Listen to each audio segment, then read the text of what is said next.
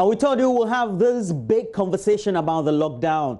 And for all the essential things we have to talk about, we all do know that we in the cities of Accra, Kumasi, no, Greater Kumasi, we are experiencing the lockdown. We also do know what we're going through, but we have to ask the expert and do a critical analysis of what we've seen so far over the last 8-9 days. And and that's what we'll be doing today, isn't it?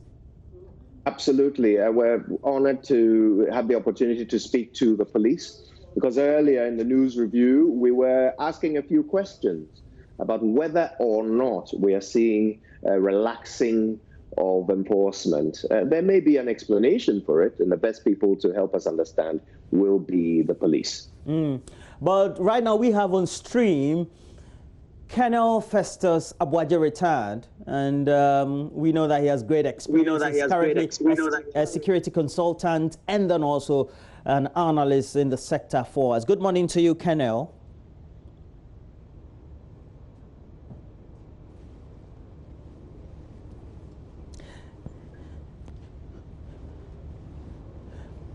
Good morning, sir. Good morning.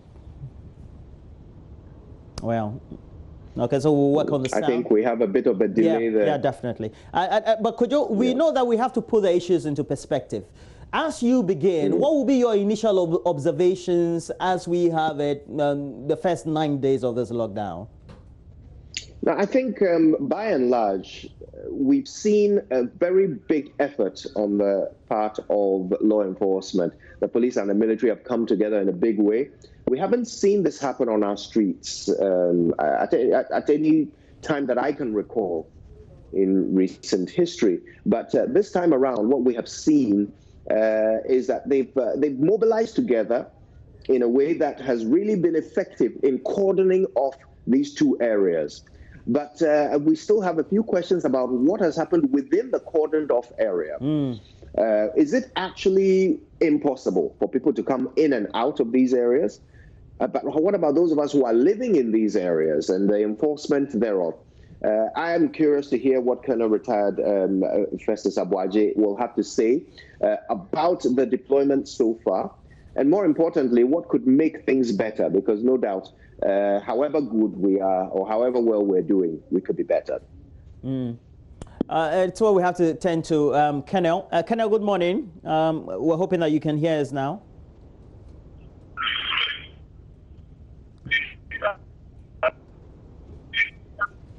Okay, could you, we all do know what the rules were, and then also what the expectations were for those who will be affected, the citizens.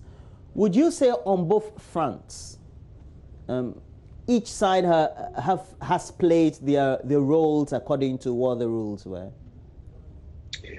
I would say that both sides, well, there are things to be commended on both sides. Now, I've already talked about how the police has really come out in force. We've seen great examples of police enforcement. I gave an example earlier about the guy in the Mercedes who got turned back home because he was going for wache, which is not essential. We know there are examples of some people who were delivering a cake or something like that, and they were asked, I mean, a cake to which event? There are no events going on. The public gatherings are banned. So the police have, in some cases, really done great. In fact, I think by and large, they've done a great job, not just the police, but the military too. The excesses are the things that cause problems. And of course, when everybody's doing well, when one person does badly, it's obvious, it stands out, and the impact is greater. So it's even more important now for these institutions to really clamp down on those recalcitrant ones. In fact, they shouldn't even be out there. They shouldn't be holding guns. They shouldn't be walking around in the public if they are not capable of doing their job like their colleagues are doing. In terms of the people, there is a lot of indiscipline. First of all, too many people are not actually taking the thing seriously. Too many people are not realizing how serious COVID-19 is. They are not realizing what a danger they are to others and what a danger others are to them. And it's across society.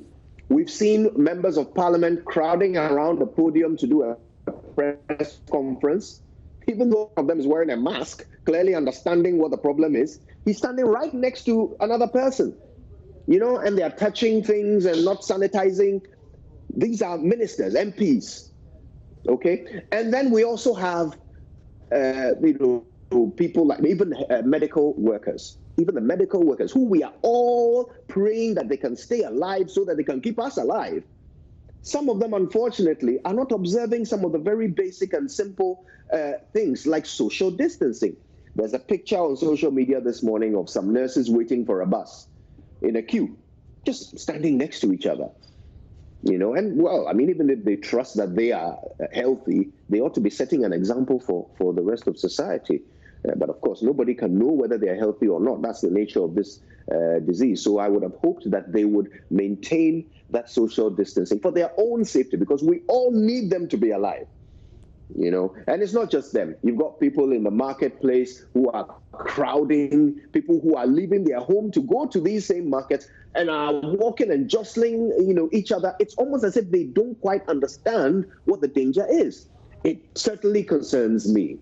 And I really want to see the enforcement gearing towards those remaining groups who are yet to get it, and for which reason they are putting the rest of us at risk. And that's where we go to Colonel Festus Abuaje, retired. And good morning to you, sir. Can you hear me now? Good morning, Roland. Yeah, great. And by your own experiences, your interactions, you would say that the way we have implemented the lockdown over the last 9 days, entering the 10th day, is similar to what has been done in the developed countries, right? No, I wouldn't think so. Even on the Sunday, I believe that was the 5th, when I left quarantine, I was being driven home in a COVID-19 vehicle. I was a bit surprised about the number of vehicles that I saw on the N1, and was wondering whether indeed all of them at about 1 p.m. in the afternoon were exempted from, you know, the restrictions. I heard from your platform that as of yesterday, it was very obvious that a lot more traffic was on our roads. The impression, therefore, is that we as citizens are refusing to comply, that the security agencies are overwhelmed, given that they cannot actually patrol all the roads and streets, you know, within these different metropolitan areas. And as your Kojo Yankson said, I think that's a cause for concern. It defeats the whole purpose of staying indoors for the 8 or 9 days if others refuse to stay home. So does it mean that perhaps we could have learned from some of the best practices, going by your experiences?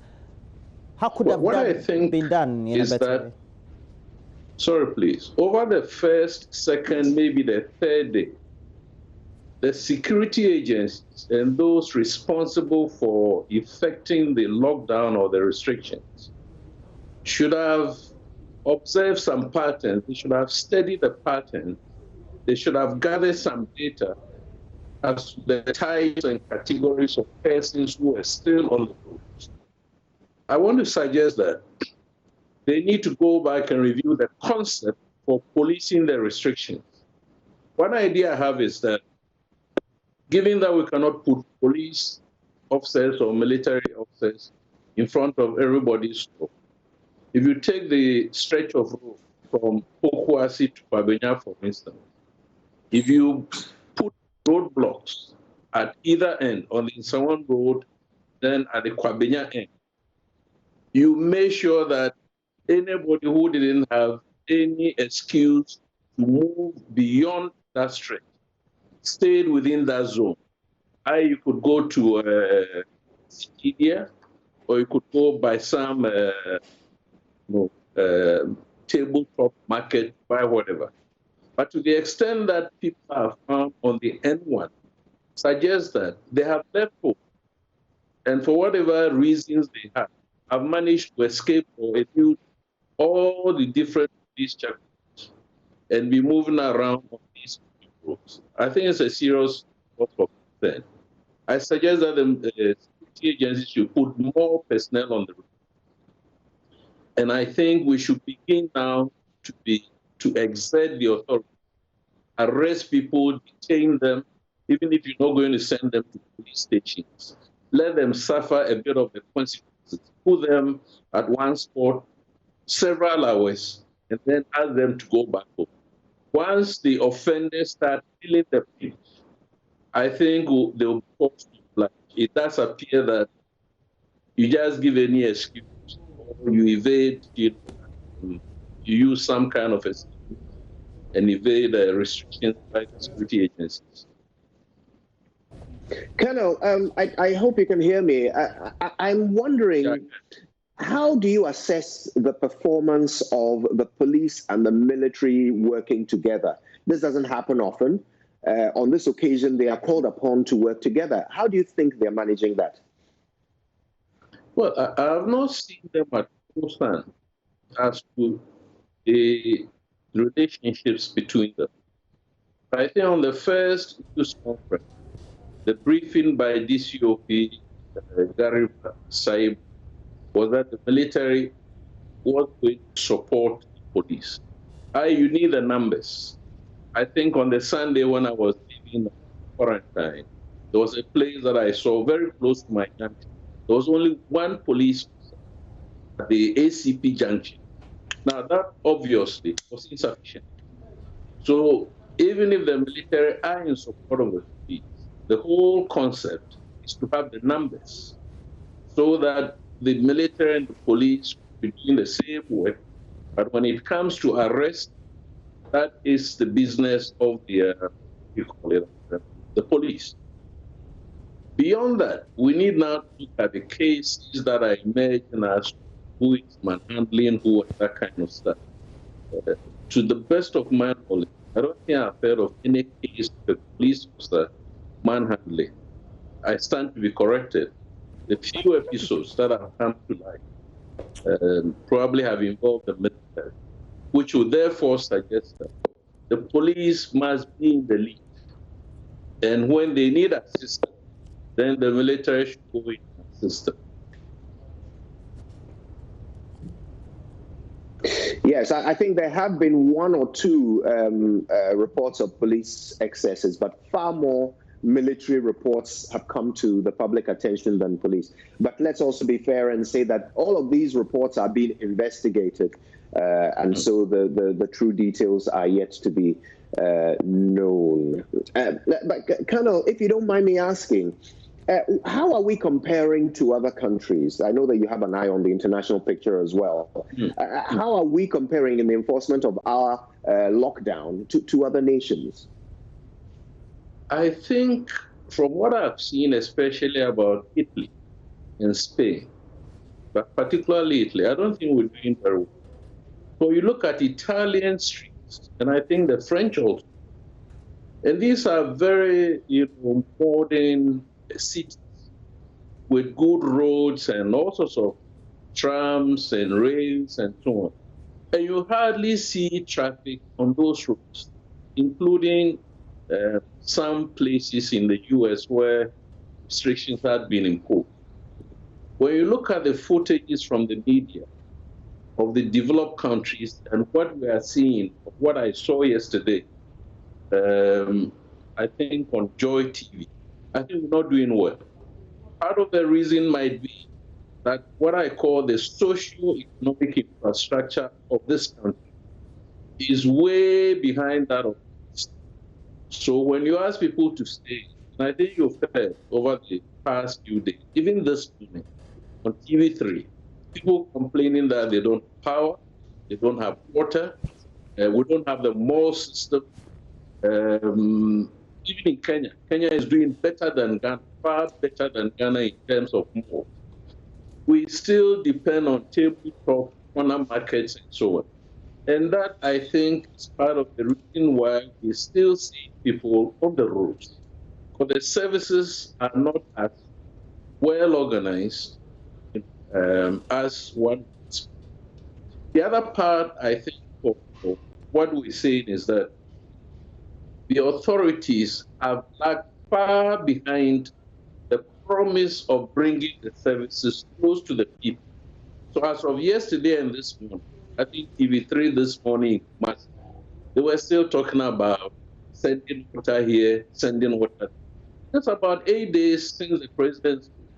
And if it's taken us 8 days, we've not been able to organize the logistics for people who need essential services like water. Then, of course, we're encouraging those people for purposes of survival to get out of their homes and find the water and find food.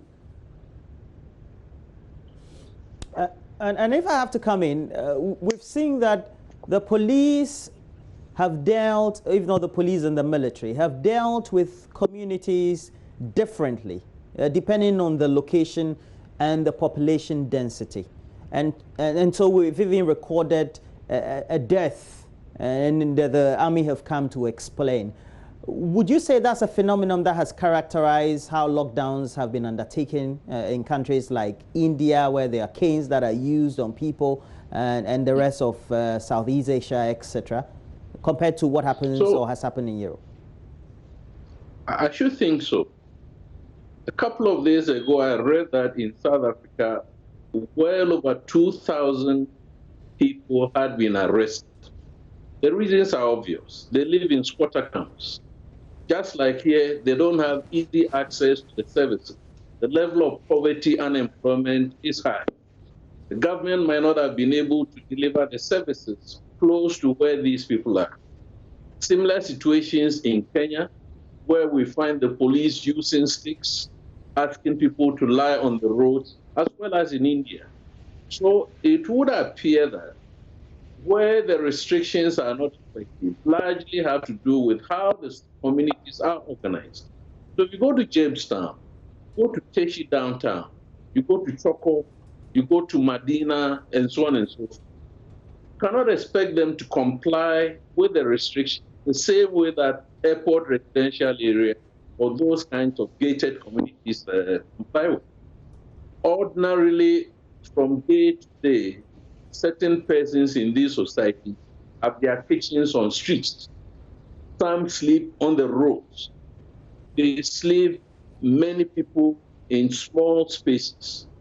So I believe that the security agencies should have that kind of perception, understanding, and just through education and persuasion, get the people to the extent possible to maintain the social distances. But any rigorous attempt to get them to comply the way those of us staying in cities are doing, I don't think that is going to work. And we need to learn lessons also going forward. Indeed, if as I would like to speculate that one of the scenarios is that we might extend this nationwide, or we might extend the restriction, the area so far under restriction in terms of extension of the days, we cannot approach the implementation of the restrictions the way that we can. But earlier we organized services close to the people. Earlier we stand up the education. But some of the reasons that people are giving are very simple. The whole idea is that they don't think that this virus is for them or is a threat. We see big numbers of other people dying. Yesterday, I had occasion to suggest, like HIV and AIDS, if you don't have the shock therapy of seeing victims of HIV and AIDS, you might think that you are immune to them. So far, we've not seen a single case of any of the victims to the coronavirus.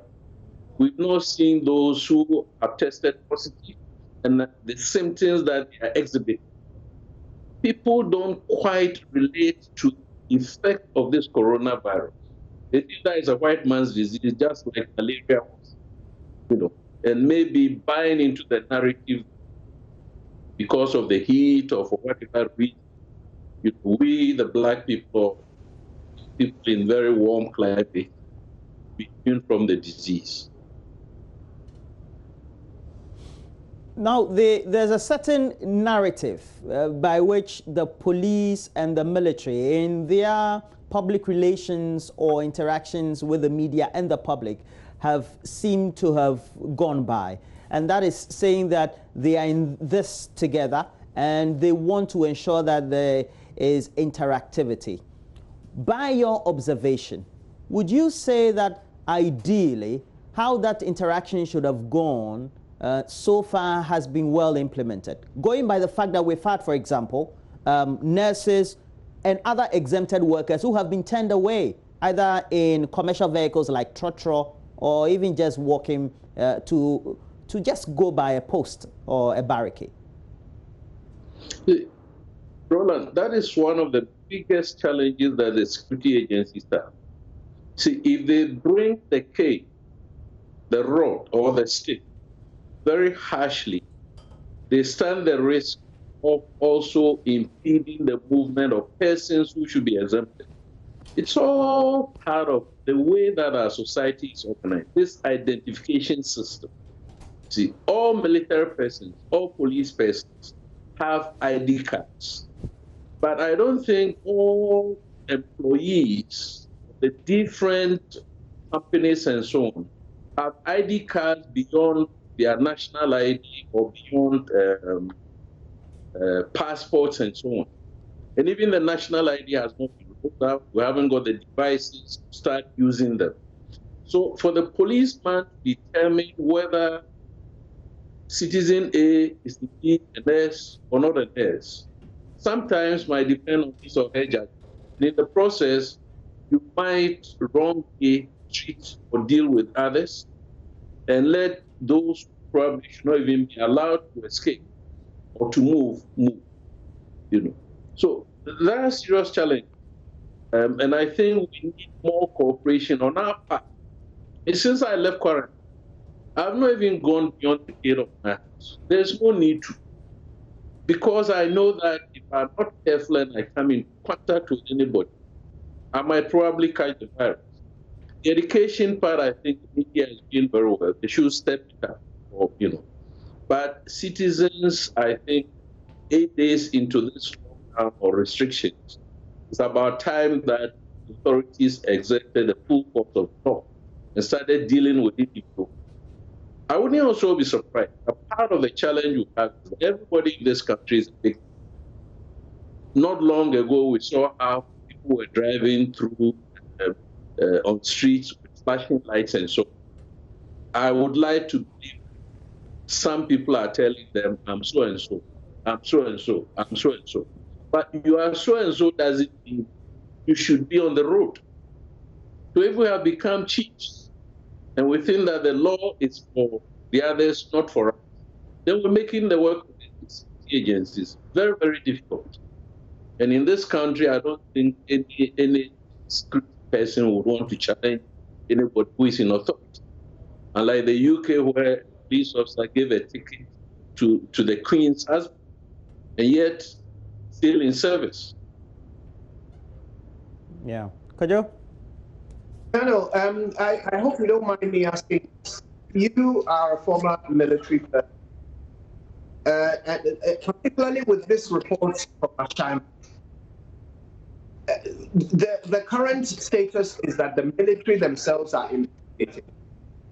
The officer has one side of the story. The soldier has one side of the story. He says that this person was committing some kind of drug offense.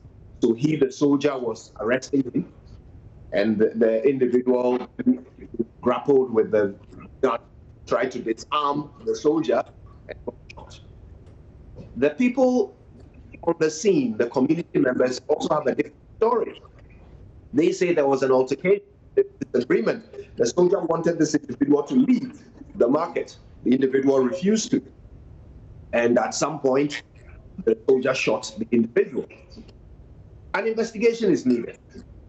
But my question is, do you think the military should be doing this investigation, or should an independent body be brought in, bearing in mind that this is an event that has occurred between a military man and a civilian? Well, first of all, let me say that that particular incident is very unfortunate. And it suggests clearly that at that particular moment, the organization of the security force, that unit which was there, was not probably how it should have been organized. I'm not sure, I stand to be corrected, whether indeed there were police officers, or even if there weren't police officers, even city guards. Because Sunday when I was leaving the house, there was one checkpoint I went to. Sorry, when I was leaving quarantine, there was a checkpoint where there were 2 police officers and 3 city guards. So if you have only the military, and that's the picture that I'm getting from those who spoke, that they were witnesses, that it looked like only the soldier at that particular time was there. He had no help. Although he had made a call, nobody knows where he had made a call to. But coming back to the investigation, I've always maintained that security agencies anywhere cannot investigate themselves. When offenses are committed by them, independent bodies should do the investigation, whether it's the police, whether it's the military, prisons, and so on and so forth. Given the circumstances under which this lockdown was instituted, I would suggest strongly that in order to allay, tension within the society, the government must come off and appeal for calm. And I'm told, I'm digressing a bit, I'm told that at the time that the president was making his last speech or update, this incident had occurred. And some citizens or communities were expecting that he would have made mention of it, apologized, and assured citizenry that all necessary measures were going to be taken to investigate. It's not too late for that assurance to be made, but definitely the military investigations cannot be the substitute for an independent investigation. I'm not suggesting that we cannot rely on the military, but it's a principle that an offender cannot investigate himself or herself. So we need that independence, to be able to get to the point. And indeed, if the military statement is not correct, because the military statement and what the witnesses are saying are completely different. Therefore, the truth is somewhere in between. I wouldn't want to suggest that one party or the other is not telling the truth. But ordinarily, for a soldier to cock a weapon around in the chamber, move the position of the safety catch to fire, and fire anybody in the head, it's a very serious thing. It sounds to me, and I'm happy to be corrected, Colonel, but it sounds like in your experience, the narration of the military officer that someone was grappling with a weapon and it went off, it seems unlikely to be. Well, that's what I said. That. But soon after it happened, or soon after the military statement was issued, I got an official call, and the official call basically stated that there was a struggle, that the civilian was trying to disarm the soldier, and in the process, the weapon went off. Now, the witness that I saw in the media is giving a completely different narration. That indeed there had been an occasion, the soldier had used a stick on the civilian. The civilian had taken the stick and put it on the ground and had gone to do his push-ups or whatever it was. The soldier had moved away, come back, and then opened fire. See, if you look at the civilian narrative and compare that with the military narrative, somewhere the truth is missing. But all of this will come up because the doctors and forensic experts who look at the type of the wound, the angle at which the bullet entered the head, and so on, the distance of the weapon from the casualty and so on. They'll be able to add a bit more meat or substance to the circumstances under which the civilian is killed. But I have suggested that it is always very difficult when you put soldiers on operations within communities. Well, we are trained to kill. That's all that we are trained to do from inception. And the only way we think we can subdue any opposition is to neutralize the opposition through, the use of the weapon. It's very unfortunate that in this instance, the soldier did not shoot to disable by shooting at the leg or the feet or something like that. Or even though we don't subscribe to that, we don't teach it. The warning shot could have been 1, 2 feet, 3 feet from the person into the ground. But that is not warning shot. Warning shots are to be fired into, again, there are certain judgments that need to be exercised. You scan the environment to see whether the high-rise buildings, in case somebody on the balcony would accidentally be killed. Why the soldier shot at the level of the human head, I think only the witnesses and the soldier can explain. We need to go back, that's the security forces. They need to revise the concept of the operation and make sure that the police are in the lead. And if need be, the military bring the additional numbers that I don't think if civilians do not fire at security force, that in this operation, any weapon, whether police or military, should be used. Indeed, if you stop somebody, the person refused to stop. I don't even see the need to fire at the vehicle or fire at the individual. They are well trained, so I think the authorities need now to, issue new instructions, including the state of the weapon.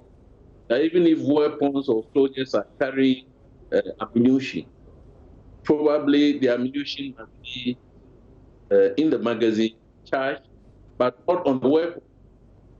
It's only in extreme cases where there is a very serious threat to the security forces that the magazine must then go on the weapon for the weapon to be used. Colonel, let me ask you, what is your assessment of security arrangement outside COVID-19? At the moment, everyone is focused on COVID-19. Everybody is thinking about employment and how they are supposed to make sure people are not leaving. But, what about other crime? Do you think there is sufficient provision? Do you think that law enforcement generally is still up to standard? We need to rely on the professionalism, the heads of the services, i.e. the IGP and the Chief of Defense Staff, and for that matter, all the heads of the different institutions.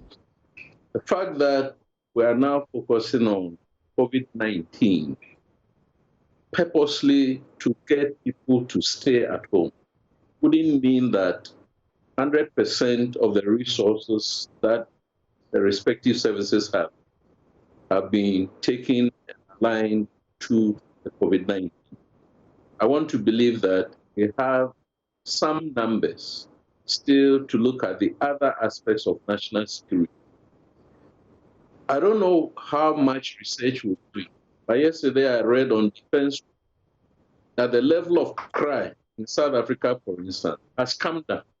So the criminals themselves are also restricted. Yeah. So it's only the police who have the statistics. And it's not too late for them, even at this stage, to give us some numbers to chew, whether the restrictions have helped to reduce crime or whether, to the contrary, the restrictions have open up avenues for criminals to go about their duty. But national security, that's in its entirety, whether it's military security or other types of security, Immigration will be on the border. For instance, customs will be at work, narcotics will be at work.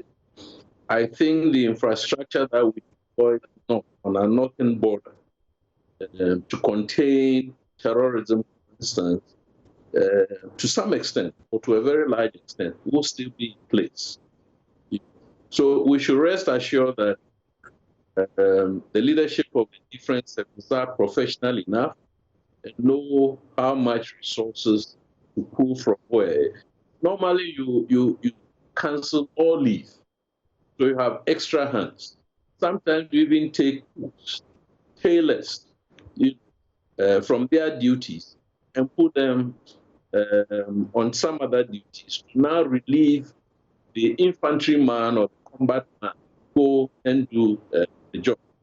So I'm sure that they are balancing the numbers, not forgetting that at any particular time, we still have this large numbers of military police on external duties, especially the United Nations.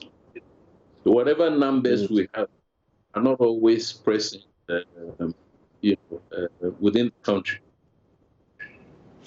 Let's have a quick global picture.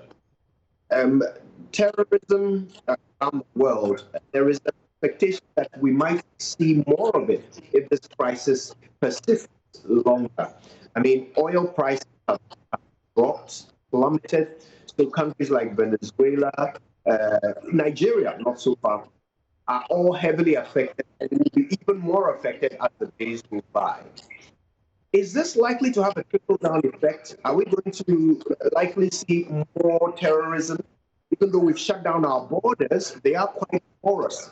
Should we be concerned about an elevation of threat levels as time goes on?